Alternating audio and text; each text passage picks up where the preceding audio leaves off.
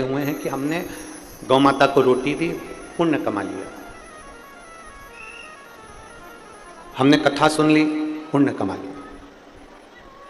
हमने शंकर जी के मंदिर में जाकर एक लोटा जल समर्पित कर दिया, पुण्य कमा लिया। ये जितना संसार का मनुष्य है, संसार में रहने वाला प्रत्येक मनुष्य अपने पुण्य को देखता है कि हमने ये पुण्य कमाया। परशु महापुराण की कथा कहती है कभी कभी पुण्य के साथ में पाप का भी एक प्रारंभ हो जाता है। कभी कभी पुण्य के साथ में हम पाप भी कर बैठते हैं। सबसे पहली रोटी किसकी बनती है? जम के बोलो जरा। सबको मालूम है, जितने यहाँ बैठे हो परतवाड़ा में, और जितने आस्था चैनल पर सुन रहे हैं, जितने फेसबुक यूट्यूब पर सुन रहे हैं, जितने मोबाइल पर सुन रहे हैं, वो भी जानते हैं कि सबसे पहली रोटी गौ माता की बनती है।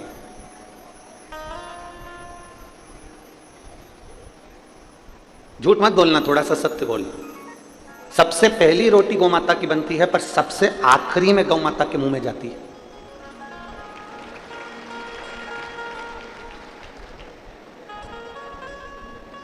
कोई कोई ऐसा होगा जिसके घर में पहली रोटी बनी और गाय के मुख में पहले ही चली गई, पर हम तो नहीं कह सकते। बोलो री जीजियों परतवाड़ा की, सत्य है कि गलत है?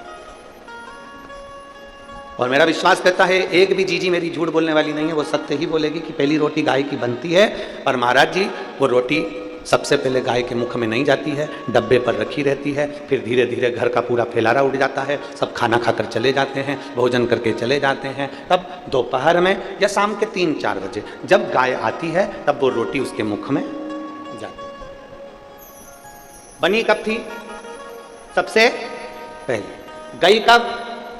सबसे आखिरी। अब रोटी में चींटी हो गई, पानी पड़ गया, थोड़ी कड़ली ठट हो गई, थोड़ी सूख गई, उस पर जो सब्जी या शक्कर या गुड़ रखा था वो भी चींटियों ने घेर लिया। आखिरी में वो गौ माता के मुख में गई। अब पहली रोटी ही अगर बनी थी और वो गाय माता के मुख में चली जाती तो पुण्य 4 गुना मिलता कि नहीं मिलता? बोलो, जम के बोलो जरा। मिलता है, पर वो गौ माता के मुख में आखिरी में गई है। जैसे रोटी पहली बनी और आखिरी में गाय के मुख में गई, उसी तरह हमारा जीवन है। हम जब ताजी रोटी रहते हैं, छोटा बच्चा रहता है, तो कहते हैं अभी इसकी कोई पढ़ने की उम्र है, अभी कोई इसकी भगवान के भजन करने की उम्र है, अभी कोई इसकी कथा सुनने की उम्र है। हमने वो रोटी को धीरे धीरे सेक कर रख तो दिया, पर वो रोटी धीरे धीरे बढ़ते बढ़ते बढ़ते बढ़ते जब बुढ़ापा आता है, तब लोग कहते हैं कि मैंने बचपन तो गवा दिया, जवानी गवा दी, अधेड़ी गवा दी, पर जो आखिरी बुढ़ापा, तब लोगों के समझ में आता है कि अब मैं बुढ़ापे में भगवान का भजन करूंगी। तो भगवान भी कहता है जब रोटी ताजी थी तब मुझे दी नहीं, और आखिरी में जब ये रोटी पूरी सड़ गई तब तू ला जाकर मुझे दे रही है, तो किस काम? उस रोटी का मतलब क्या? और बचपन खेल में खोया, जवानी नींद भर सोया, और बुढ़ापा देख कर रोया, सिराने मौत हंसती है। बचपन खेल में खोया, जवानी नींद भर सोया, बुढ़ापा देख कर रोया, सिराने मौत हंसती है।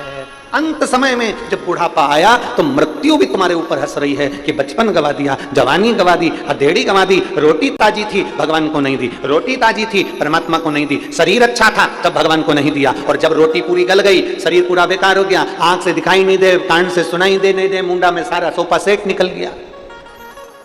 किसी ने गौ माता से पूछा, गौ माता एक बात बताओ,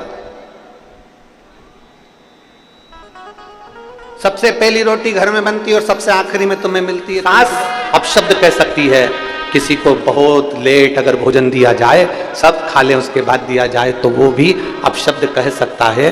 पर गौ माता कहती है कि मुझे पहले बनी हुई रोटी आखिरी में भी मिलती है ना, तो भी गौ माता कहती है तो भी मैं, जो मुझे रोटी देता है, जो बनाता है, जिसकी कमाई से अन्न आया हुआ होता है, और जिसने जमीन में अन्न को बोया हुआ होता है, और जिस पसीने की कमाई से ये धन आया हुआ होता है, मैं पूरे परिवार को तार देती हूँ, तार लगा देती हूँ। वो गौ माता का,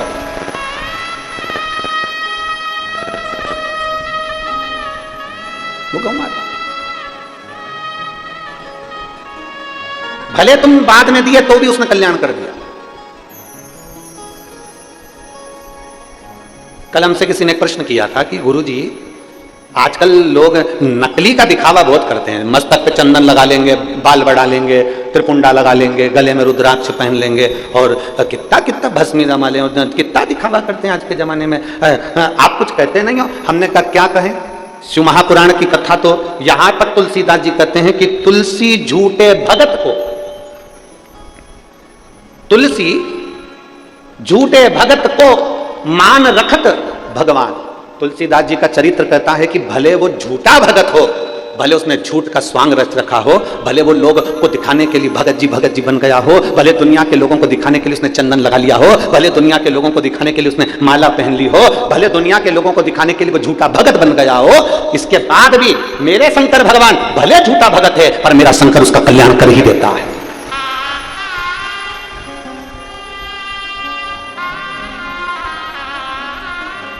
तुम सच में भगवान की भक्ति करो चाहे झूठ में करो। एक व्यक्ति था, वो रोज मंदिर में जाता और गीता जी का पूरा पाठ करके भगवान को सुनाता, पूरे अध्याय 18 के भगवान को सुना, गीता जी का पाठ कर, पूरे के पूरे पाठ।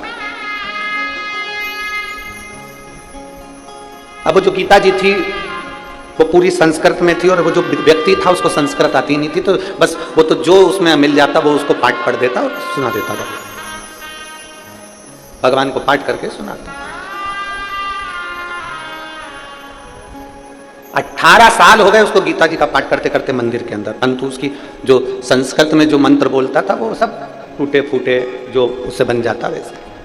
18 साल के हो गए पाठ करते करते, एक दिन मेरे भगवान उसके सामने प्रकट हुए और मेरे द्वारिका नाथ, मेरे कृष्ण, मेरे कन्हैया, मेरे द्वारकाधीश, मेरे गोवर्धन नाथ, मेरे श्री जी बाबा, मेरे ठाकुर जी, मेरे लाडले, मेरे गोपाला, मेरे कृष्ण उसके सामने प्रकट हुए। और प्रकट होते से नारायण ने कहा, क्या मूर्खता कर रहा है? रोज सुबह से उठकर आ जाता है, गीता जी का पाठ करने बैठ जाता है और पाठ का एक भी श्लोक तो अच्छा नहीं बोलता, सब टूटा फूटा बोलता है, बंद कर। इतने में तो वो व्यक्ति उठा और खूब जोर जोर से नाचने लगा। अब भगवान ने पूछा, क्यों रे, मैं तुझे डांट रहा हूं और तू नाच रहा है? मैं तुझे डांट रहा हूं और तू नाच रहा है, क्यों? वो व्यक्ति बोला, मैं तो हमेशा समझता था कि पत्थर की मूर्ति सुनती नहीं है, मैं अगर रोज मंदिर में जाते हो और भगवान को देते हो, तुम्हारी देने की आदत तो डालो कि घर से भरा हुआ लोटा लेकर रोज मंदिर में जाते हो और भगवान को देते हो। 3 दान बड़े होते हैं, कन्यादान, गौदान, जलदान। जल का दान इसलिए आप लोगों से हम हर कथा में कहते हैं कि अपने घर से आना तो पानी की कितनी बोतल लाना? 2। साथ में क्या लाना? छाता। साथ में क्या लाना? बिछाने का और ओढ़ने का। मान लो टेंट में जगह नहीं मिले तो अपनी चादर बांधी बैठ गए, छाता लगाया बैठ गए। पानी की 2 बोतल लाने का इसलिए कहते हैं कि एक बोतल का जल तो तुम पी लो और दूसरी बोतल तुम्हारी अड़ोसन पड़ोसन पीछे वाली धड़ोसन।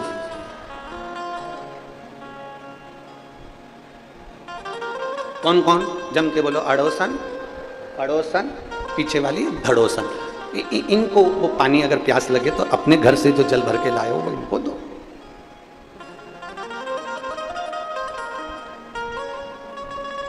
तो एक जनी ने पूछा, गुरुजी तुम पीछे वाली को धड़ोसन क्यों कहते हैं? हमने कहा कुछ भी गलती करेगी ना दम सेक देगी, इसलिए उसका नाम धड़ोसन। अब तुम जितने यहां बैठे और जितने आस्था चैनल पर कथा सुन रहे हैं, जितने फेसबुक यूट्यूब पर कथा सुन रहे हैं, रोज प्रतिदिन आपके घर से जल का दान होता है, आपके घर से जल का दान होता है प्रतिदिन। आपने देना सीख लिया, 1 लोटा जल भरते हो और 1 लोटा जल भरकर तुरंत शिव जी के मंदिर में जाकर समर्पित करते हो। तुमने देना सीख लिया और जिसने संसार में देना सीख लिया, मेरे भोलेनाथ भी फिर उसको देना चालू कर देते हैं, फिर उसको रोकते नहीं।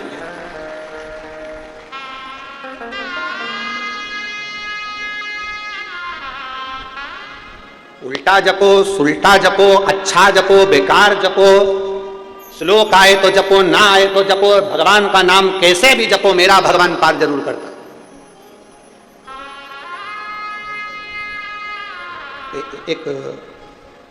एक व्यक्ति शहर में ठाकुर जी का भगवान का दर्शन करने के लिए गया, भगवान के दर्शन करने।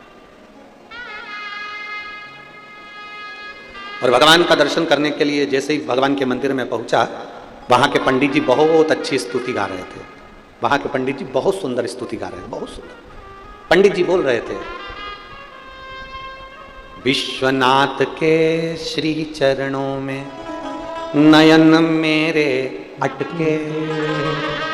आप भी बोलो एक बार प्रेम से, विश्वनाथ के श्री चरणों में नयन मेरे अटके। फिर से बोलो एक बार, विश्वनाथ के श्री चरणों में नयन मेरे।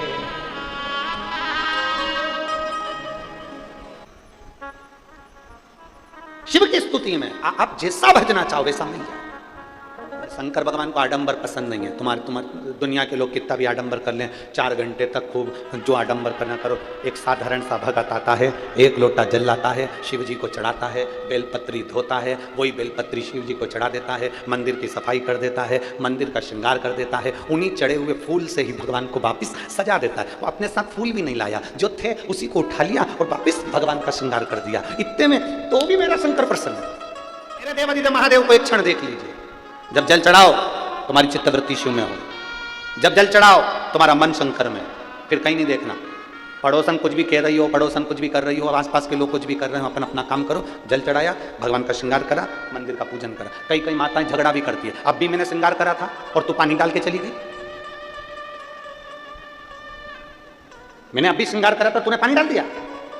कई कई माताएं झगड़ा करती, नहीं उसका काम है श्रृंगार करना, तेरा काम है श्रृंगार करना, सामने वाली का काम है पानी डालना। तूने श्रृंगार करा, तेरा काम तूने कर लिया ना, उसका काम वो कर रही है। अपने को नहीं टोकना कि तूने पानी क्यों चढ़ाया, मैंने श्रृंगार करा था ना। अपना काम अपन करो। अपन ने बाबा को सजा दिया, श्रृंगार कर दिया, उससे लाड़ लड़ा लिया। अब उसकी मर्जी, वो भोलेनाथ किसको बुलाता है, कौन से जल चढ़वाता है, ये उसके ऊपर। एक क्षण उसका मिलन हो जाए, एक क्षण, एक क्षण, केवल एक क्षण और ज्यादा।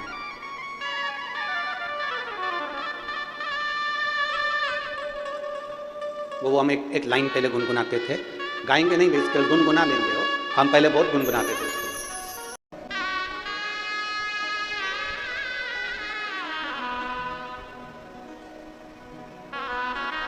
महाराज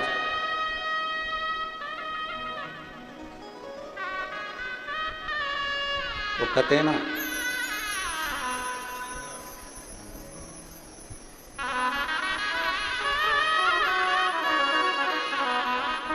हम जितना ग्रहण कर रहे हैं, हम जितनी देर भगवान का भजन कर रहे हैं उस पूरी समय में, और हम आज एक बात और आप लोगों से कहना चाहेंगे, 3 घंटे की कथा में आधा घंटा आशीष भैया ले लेते हैं, 2.5 घंटे की कथा होती है। पूरी 2.5 घंटे की कथा तुम्हारे दिल में नहीं बैठती है, पूरे 2.5 घंटे की नहीं बैठती, पर 2.5 घंटे में एक क्षण कोई ऐसा आता है जो कथा तुम्हारे दिल में बैठ जाती है और तुम देवादिदेव महादेव के हो जाते हो और महादेव तुम्हारा हो जाता है। कई लोग कहते हैं गुरुजी कोई जरूरी है क्या सबके हृदय में शंकर बैठेगा?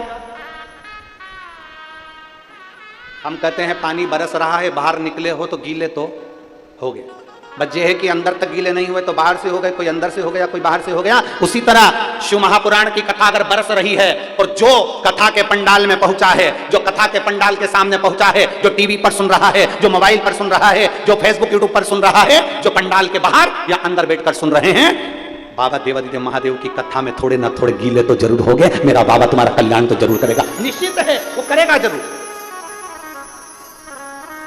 मेरा शंभू तुम्हारा कल्याण जरूर करेगा, ये पक्का, क्योंकि तुम थोड़े ना थोड़े उसमें समय हो।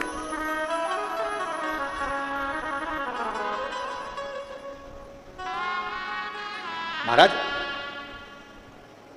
बस इतना सा निवेदन है कि 3 लोगों से थोड़ी दूरी बनाकर चलना, तो भगवान के मिलने में देरी नहीं आएगी। 3 लोगों से बचना। पहला लालची, दूसरा आलसी और तीसरा दोगला। जम के बोलो, ये सोच कर जाना, शिव पुराण में जा रहे हो ना, ये सोच कर जाना कि बाबा ने अपनी डायरी में तुम्हारा नाम लिख के रखा होगा, इसलिए तुमको कथा में बुलाया होगा। महापुराण की कथा कहती है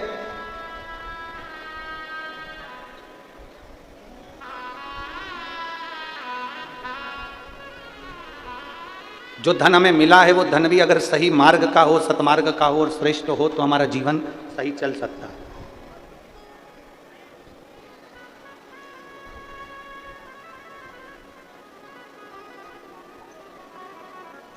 तीन तरह का धन पचाना भी कठिन है महाराज। शिव महापुराण ये भी कहती है 3 जगह का धन बड़ी मुश्किल से पचता है। अगर इनका धन अपने पास में है तो उसके लिए भजन का बल बढ़ाना जरूरी है, भगवान का भजन करना जरूरी है। 3 जगह का धन पचाना बड़ा कठिन काम है और उसका भजन बढ़ाना पड़ता है। 3 जगह का धन, पहला नानी का धन, दूसरा बेईमानी का धन और तीसरा जजमानी का धन। बड़ी कठिनाई से पचता है, धीरे धीरे पचाना पड़ता है। और इसको अगर पचाना है तो थोड़ा भजन का बल बढ़ाना पड़ेगा। कभी ये मत सोचना कि नाना नानी के घर पर गए तो इनकी पूरी प्रॉपर्टी हमको मिल जाए। वो मिल तो जाती है पर पचाना भारी पड़ जाता है। इसलिए प्रयास करना, भोलेनाथ जी से कहना हमें हमारे भाग्य का देना, हमें दूसरे के भाग्य का नहीं चाहिए। थोड़ा स्लो, हमें हमारे भाग्य का दो भोलेनाथ जी से कहा, हमें दूसरे के भाग्य का नहीं चाहिए। नानी का धन, बेईमानी का धन और जजमानी का धन। कोई ये सोच ले कि मैं जजमान के घर पर गया हूं और मुझे बहुत सारा धन मिल जाए। धन तो मिल जाएगा पर महाराज इतना याद रखना कि भजन के बल को बढ़ाना पड़ेगा, गायत्री को बढ़ाना पड़ेगा। जब हम गायत्री के जाप ज्यादा करेंगे, गायत्री का स्मरण करेंगे, जब हमारे भजन का बल बढ़ाएंगे, हमारे भगवान की भक्ति का बल बढ़ाएंगे, तब जजमान के घर का धन भी पच सकता है। जब हमारे भजन का बल बढ़ता है तब हम नानी के घर का धन भी पचा सकते हैं। 3 जगह का धन पचाना भारी पड़ जाता है, नानी के घर का, बेईमानी का और जजमानी। बेईमानी का धन भी पचाना बड़ा कठिन है। कहीं से आएगा, कहीं निकल जाएगा, रोग में लग गया, बीमारी में लग गया, एक्सीडेंट हो गया, ये हो गया, वो हो गया, दुख ही दुख जिंदगी में आते रहे और तकलीफें भोगते रहे। बड़ा कठिन है हमारा, बड़ा। थोड़ा सा आप लोगों को बुरा जरूर लग सकता है कि गुरु जी आप बोल रहे हैं नानी के घर का धन तो नाती पंथी के लिए होता है, मना नहीं है। पर अगर तुम लेकर आए हो, जिद कर झगड़ कर लड़कर तुम लेकर आ तो गए, परंतु इतना याद रखना कि उस धन का सदुपयोग करने के लिए थोड़ा सा धर्म भी करना, गौ माता की सेवा करना। नानी के यहाँ का धन आया है तो थोड़ा गौ माता की सेवा में लगाओ। नानी के घर का धन आया है तो कहीं ऐसा कार्य करना, कोई गरीब की लड़की हो, उसकी शादी नहीं हो रही हो, पैसा नहीं हो तो उस गरीब के कन्यादान में भी लगाओ, गरीब के विवाह आदि में। कोई बच्चा पढ़ना चाहता है, विद्या लेना चाहता है, एजुकेशन करना चाहता है, उसके पास में विद्या का धन नहीं है, पढ़ने के लिए धन नहीं है, तुम नानी के यहाँ से लाए हो, बेईमानी का धन आया है या कोई धन ज्यादा आ गया, उसमें से थोड़ा सा निकाल कर बच्चे की एजुकेशन में लगा दो। हम ये नहीं कहेंगे कि तुम कहीं ले जाकर इधर उधर, तुम तो उस बच्चे की एजुकेशन में लगाओ, पढ़ाओ, विद्याध्ययन कराओ, प्रयास करो। पचाना कठिन है, इसलिए अपने भजन के बल को बढ़ाइए। एक ब्राह्मण, एक साधु, एक सन्यासी, एक तपस्वी, एक साधक, एक उपासक अगर किसी के घर का भोजन भी कर आते हैं, शिव महापुराण में आए हो, भंडारे का अगर भोजन कर रहे हो तो भजन का बल बढ़ाना। अपने घर जाना, जाने के बाद में शंकर जी को 1 लोटा जल चढ़ाना प्रारंभ करना, श्री शिवाय नमस्तुभ्यम बोलना प्रारंभ करना, क्योंकि हमने अन्न खाया है तो अपने भजन के बल को बढ़ाएंगे हम।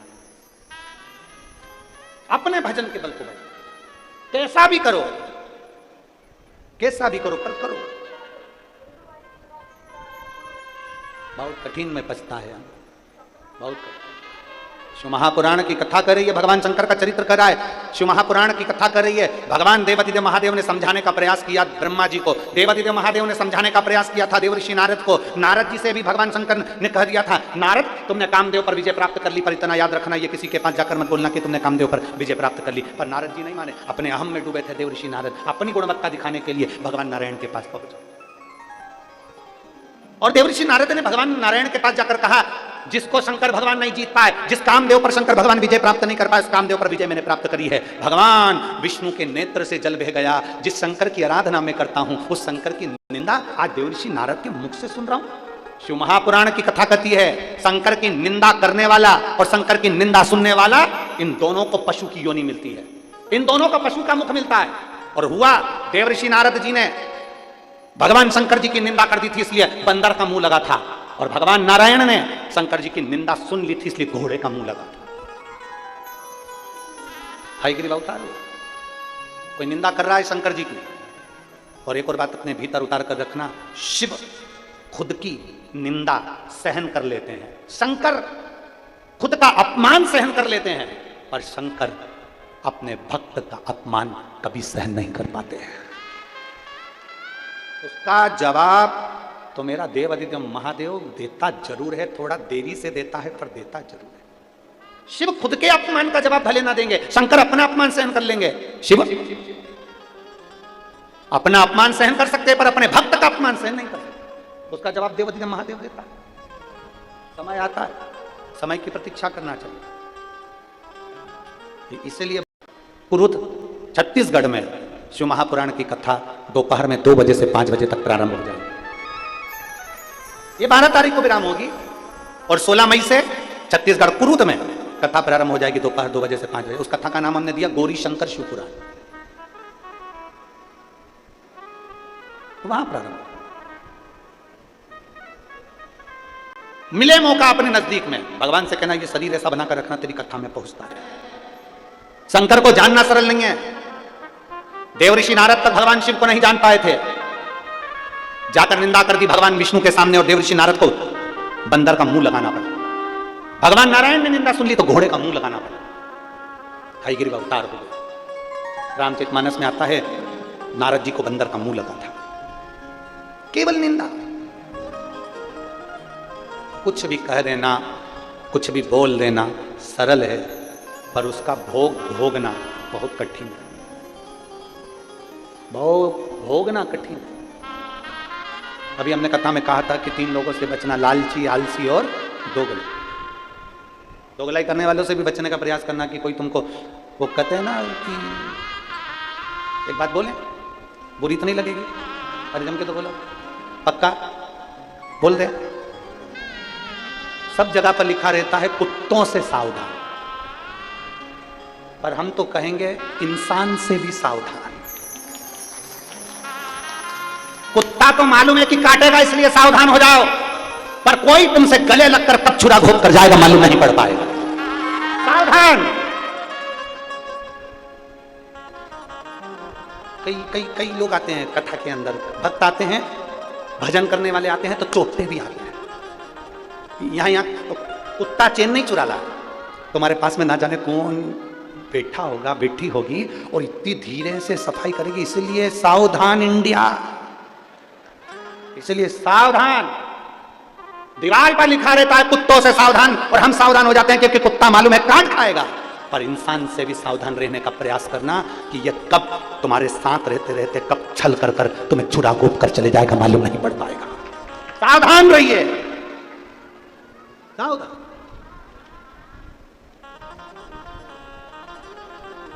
बहुत सावधान।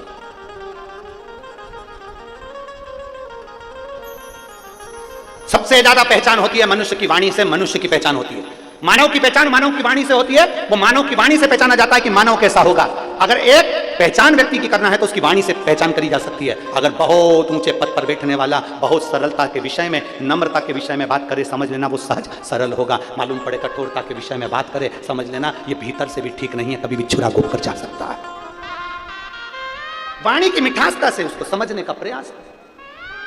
वाणी की देवऋषि नारद भजन करते करते भगवान विष्णु के पास पहुंच गए। निंदा कर दी, निंदा करते से ही उनको बंदर का मुख लग गया। भगवान नारायण को घोड़े का मुख लग गया क्योंकि निंदा सुनी थी। अगर कहीं शंकर भगवान की निंदा हो रही हो, बन सके तो जवाब देना, नहीं बन सके तो उठकर चल देना, हमें नहीं सुनना। बन सके तो जवाब दो, नहीं बन सके तो उठकर चल दो, हम नहीं बोल सकते, हमें नहीं सुनना। तू कर निंदा, तेरे को भगवान ने निंदा करने के लिए पैदा करा। माता के गर्भ से तू हुआ इसलिए क्योंकि भगवान ने तुझे गिफ्ट में पैदा करा है कि तू जगत की निंदा करे। कर निंदा, शिव की कोई निंदा करे वहां से उठकर चल दो, हमें नहीं सुनना, हमें नहीं सुनना।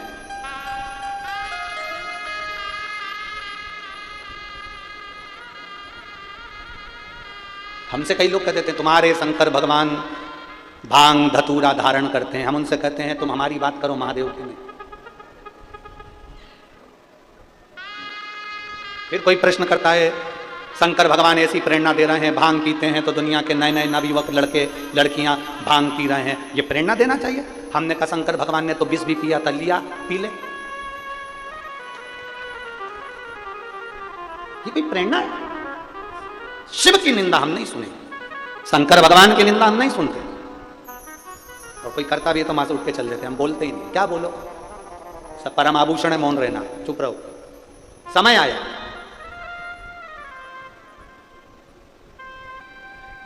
भगवान शिव और सती का जब विवाह हुआ तो सती माता को लेकर बाबा कुंभज ऋषि के आश्रम में गए। अब देखिए, कुंभज बाबा ने कथा कही, अगस्त ऋषि ने। शंकर भगवान कथा को सुन रहे हैं और सती मैया कथा को नहीं सुन पा रहे। बैठे दोनों हैं, कथा सुनने के लिए बैठे दोनों हैं। कुंभज ऋषि के दरवाजे पर, अगस्त बाबा के दरवाजे पर मेरे देवती जो महादेव भी बैठे हैं, तो सती माता भी बैठी है। कथा सुनने के लिए दोनों बैठे हैं, पर शंकर भगवान कथा को सुन पा रहे हैं और सती मैया कथा नहीं सुन पा रही। उसका कारण केवल एक है, शिव जी का मन तो कथा में लगा है, पर सती का मन इसलिए नहीं लगा क्योंकि जब शिव और सती आए थे तो कुंभज ऋषि ने उठकर प्रणाम कर लिया था। कुंभज ऋषि ने उठ के प्रणाम कर लिया था। सती मैया ने मन में विचार करा, कथा करने वाला, कथा वाचने वाला जब हमको प्रणाम कर रहा है तो कथा क्या सुनाएगा। कथा वाचने वाला कथा सुनने वाले को प्रणाम करता है, इसलिए करता है क्योंकि तुम इतना अपना घर परिवार छोड़कर कथा सुनने के लिए आए हो, तो तुम्हें प्रणाम करेगा। और कथा वाचने वाला कथा सुनने वाले को इसलिए प्रणाम करता है क्योंकि कथा वाचने वाला तो चौकी पर बैठता है, कथा सुनने वाला जमीन पर बैठता है। जो जमीन पर बैठता है वो जमींदार होता है, जो चौकी पर बैठता है वो चौकीदार होता है। आप जितने लोग जमीन पर बैठे हो सब जमींदार हो। वाचने वाला को प्रणाम करो, आपको नमन है। हम भी यहाँ आते हैं, व्यासपीठ को नमन करते हैं, व्यासपीठ को प्रणाम करते हैं, और व्यासपीठ को प्रणाम करने के बाद आप लोगों को नमन करते हैं कि आप इतनी दूर से धूप में चलकर ना जाने कितना कितना दूर से कथा को श्रवण करने के लिए यहाँ पहुँचे हो। भगवान देवती महादेव की कृपा आप सब पर हुई है और आप सब शंकर का एक अंश अवतार हो, इसलिए बाबा की कथा में पहुँचे हो, क्योंकि बाबा ही बाबा के भक्त को बुला सकता है। सती मैया का मन नहीं लगा, सती मैया का मन विचलित हो गया।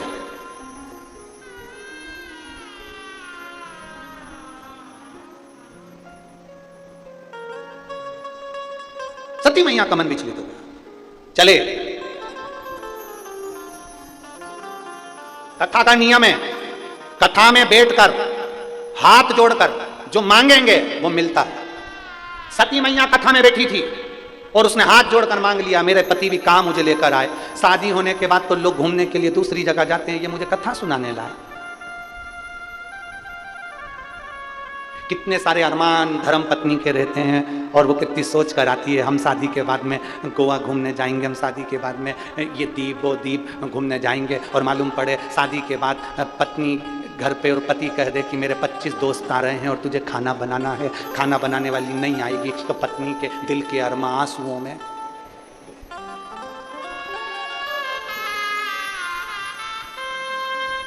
क्या मतलब आने?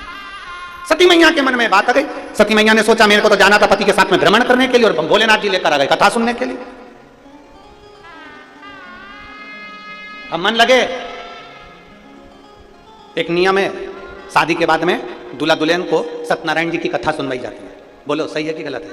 अरे आपके यहाँ होता है कि नहीं होता हमको नहीं मालूम, पर हमारे इधर तो होता है। इधर होता है क्या? दूल्हा दुल्हन आते हैं ना, तो उनको दोनों को बिठाते हैं और पंडित जी आते हैं, सत्यनारायण की कथा सुनाते हैं। ये नियम कहाँ से चालू हुआ? ये शंकर जी से चालू हुआ।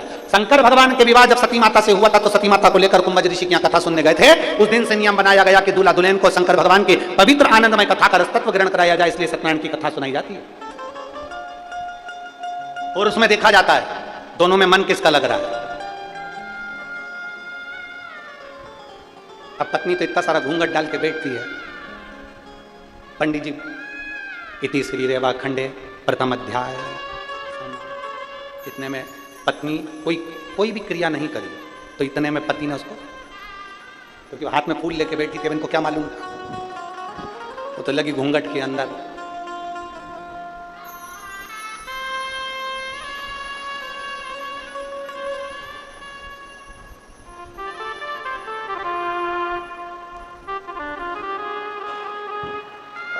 लगी घूंघट के अंदर। इति श्री रेवा खंडे द्वितीय अध्याय। पत्नी पति से बोली कितने हैं? पति बोला 5।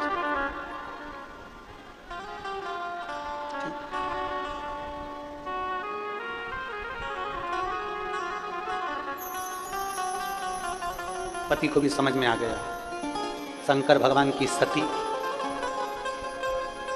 और मेरी श्रीमती, ऐसा लग रहा है दोनों एक जैसे हैं।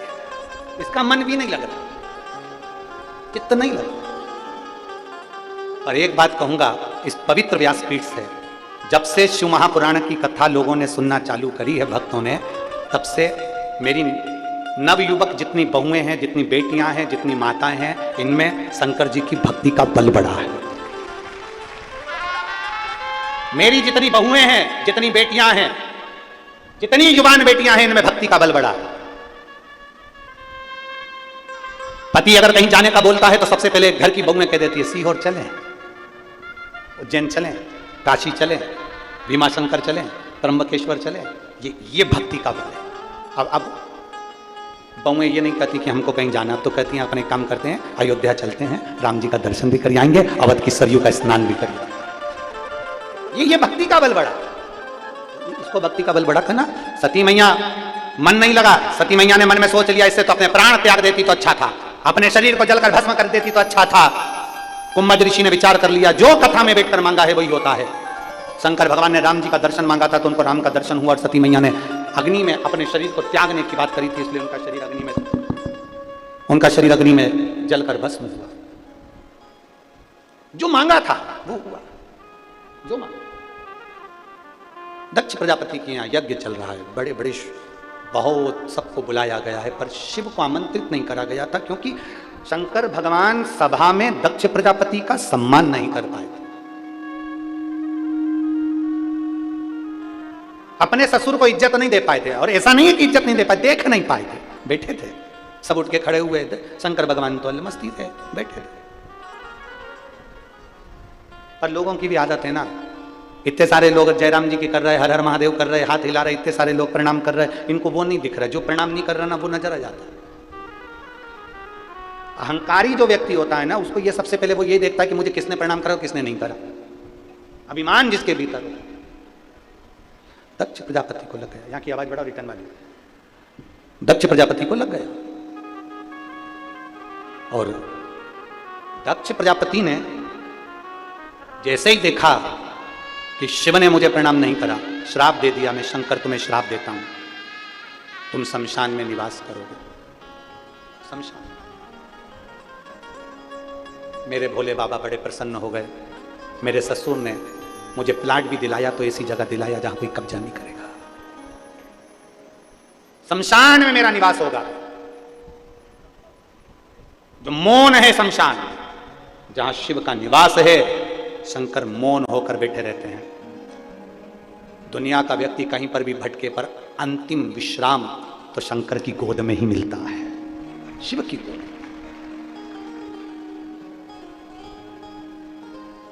अंतिम विश्राम शंकर की गोद ही है, शिव वास कर रहे हैं। समय बीता, सती मैया जलकर भस्म हुई।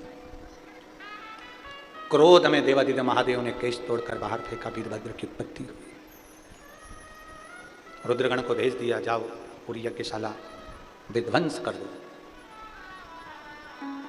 जब क्रोध आता है, जब क्रोध चढ़ता है, तब केवल सामने वाला व्यक्ति ही बर्बाद नहीं होता, पूरा घर बर्बाद हो जाता है। इसलिए कल कथा में कहा था, आप लोगों से निवेदन किया था कल कथा में कि बेडरूम होता है, ड्राइंग रूम होता है, वॉशरूम होता है, तो कंट्रोल रूम भी होना चाहिए जिसमें अपन क्रोध पर कंट्रोल कर सकें, अपने गलत विचारों पर कंट्रोल कर सकें, अपनी गलत सोच पर कंट्रोल कर सकें, अपनी गलत वाणी पर अपन कंट्रोल कर सकें। एक रूम हो। वीरभद्र गए, पूरी यज्ञशाला को विध्वंस कर दिया। दक्ष प्रजापति का शीश कटा, अग्नि में जाकर गिर गया। सारे देवताओं ने भगवान शंकर की स्तुति करी, तो शिव है जिनका एक नाम है भोला, आशुतोष, सरल, सहज। अगर कोई क्रोध भी करता है तो मेरा देवादिदेव महादेव उसको क्षमा कर देता।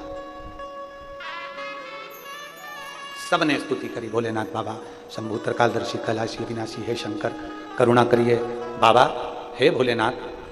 दक्ष प्रजापति जो यजमान है उसका सिर कट गया है, अग्नि में गिर गया है, आप कुछ करिए। शंकर भगवान आए और उन्होंने बकरे का मुंह लगाया। बकरे का मुंह लगाने का कारण केवल इतना सा था क्योंकि दक्ष प्रजापति कह रहे थे मेरा यज्ञ, मैं राजा, मैं दक्ष प्रजापति, जो बार बार मैं मेरा मेरा मेरा मेरा करता है, मरने के बाद वही बकरे का जन्म ले लेता है और आखिरी में एक दिन कट के मर ही जाता है।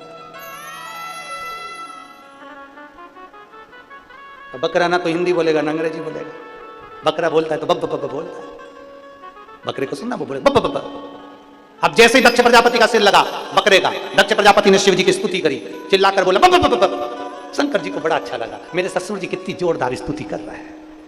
शंकर भगवान ने आकर दर्शन दिया और वर दे दिया, जो मेरे मंदिर में आकर बम बम बोले भोलेगा, शंकर जी कहते मैं समझ जाऊंगा कि मेरा ससुर आया है।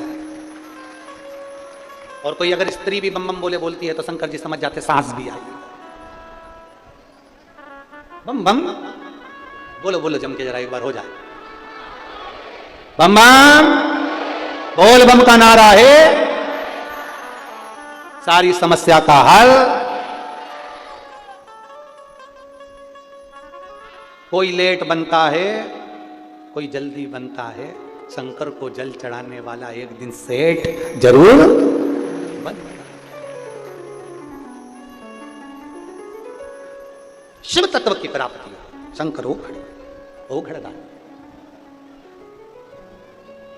सती मैया जो जलकर भस्म हुई थी वो हिमालय राज के यहां माता पार्वती जी के सुंदर आनंद के रूप में जन्म ले, मैनावती के गर्भ से जन्म हुआ। मैना, धन्या और कला। हमने पहले भी कथाओं में कहा है पितरों की 3 बेटियां हैं, हम पहले भी कथा में आपको बता चुके हैं। सुनिए ना कथा आप लोगों ने, जम के बोलो, सुनिए ना। पितरों की 3 बेटियां मैना, धन्या और कला। मैना के यहां पर पार्वती मैया, धन्या सुनैना बनी जिनके यहां माता सीता, कला कीर्ति बनी जिनके घर में राधा जी का जन्म। 3 देवियां प्रकट हुई और ये तीनों देवियां जगत के कल्याण के लिए प्रकट हुई है। जगत कल्याण, संपूर्ण विश्व के कल्याण के लिए 3 देवियों का प्रागट्य हुआ। पितरों की 3 बेटियां मैना, धन्या, कला के यहां 3 देवियों का प्रागट्य होना, मैनावती की यहां माता पार्वती जी का प्रागट्य होना। मैनावती ने कह दिया मैं अपनी बेटी की शादी नहीं करूंगी। समझाया शिव जैसा अगर पति मिले तो क्या दिक्कत। शंकर भगवान की आराधना पार्वती जी ने करी और भगवान देवाधिदेव महादेव माता पार्वती को पति के रूप में प्राप्त हुए। देखिए शिव कौन? विश्वास। पार्वती कौन? श्रद्धा। एक स्त्री का जिस पति के साथ में एक कन्या का विवाह हो रहा है उसके प्रति उसका विश्वास होना जरूरी है। अगर भरोसा नहीं है तो वो संबंध बहुत समय तक टिकता नहीं। विश्वास मूल है। पार्वती जी ने शिव जी पर भरोसा करा। देवाधिदेव महादेव नंदी पर चढ़कर बारात लेकर पधारे हैं। जोरदार ताली बजाएं। भगवान शंकर पार्वती जी आ रहे हैं। भगवान देवाधिदेव महादेव माता पार्वती जी के साथ में पधारे। भगवान शिव जी के गले में माता पार्वती जी ने जयमाला दी है। भगवान शंकर ने पार्वती जी के गले में सुंदर जयमाला पहनाई है। जोरदार ताली बजाकर स्वागत करें भगवान देवाधिदेव महादेव के मंगल विवाह का। प्रतिदिन सुबह 9:30 बजे से 12:30 बजे तक परतवाड़ा की पवित्र भूमि पर कथा चल रही है। आज कथा का तृतीय दिवस यहाँ विराम ले रहा है। कल कथा का चतुर्थ दिवस रहेगा। 16 मई से 22 मई तक गौरी शंकर शिव महापुराण की कथा कुरुद छत्तीसगढ़ की पवित्र भूमि पर प्रारंभ होगी, जिसका कथा का समय दोपहर में 2 बजे से 5 बजे तक रहेगा। बड़े आनंद के साथ में जिन लड़कियों का या लड़कों का विवाह नहीं होता वो गौरी शंकर शिव महापुराण की कथा को अवश्य श्रवण करें, जिससे देवाधिदेव महादेव की कृपा से 3 महीने के अंदर आपका विवाह का संबंध पक्का हो। ऐसी बाबा से प्रार्थना है। हर हर